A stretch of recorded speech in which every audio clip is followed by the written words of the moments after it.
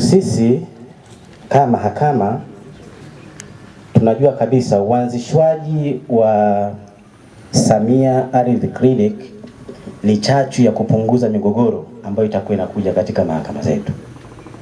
Kwa hiyo katika hilo kwanza nipongeze serikali, nipongeze Wizara ya Ardhi, lakini nikupongeze vile vile Mheshimiwa mgeni rasmi.